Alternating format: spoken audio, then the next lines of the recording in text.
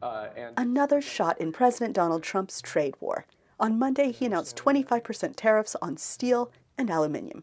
It's a big deal. It's a big deal. This is the beginning of making America rich again. You are the president who's standing up for the American steel worker, and I am just tremendously impressed and delighted to stand next to you.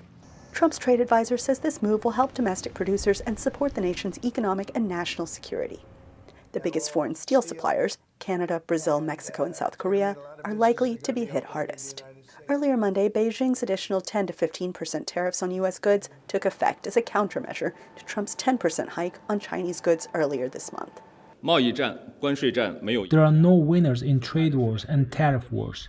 What is needed now is not unilateral tariff increases, but equal dialogue and consultation based on mutual respect.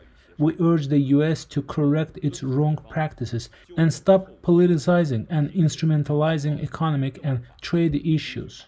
But Trump says not only rivals, but also allies were taking advantage of the U.S. We were being pummeled by both friend and foe alike.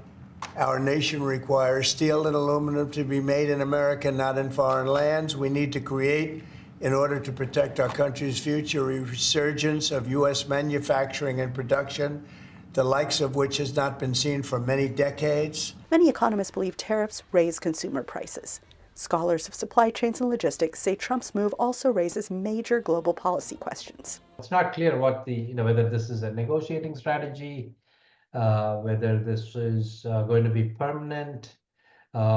Is this only restricted to Canada, Mexico, and China as it is now, or is it going to expand to, the European Union, for example, or even the BRICS countries, of which Brazil, Russia, India, China, South Africa, and 12 or 14 other countries are part of.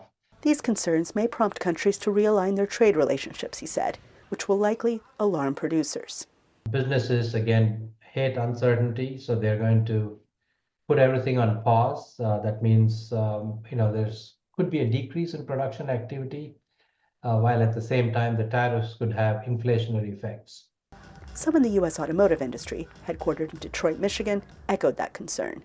Sudden tariffs to a system, there isn't a lot of good that comes out of that. Trump has moved lightning fast on this issue in his second term. We'll also be announcing steel tariffs on Monday. Tomorrow? Monday, yeah, tomorrow. U.S. trade partners have warned that the tariffs could hurt automakers, shipbuilders, and other U.S. industries. Anita Powell, VOA News, the White House.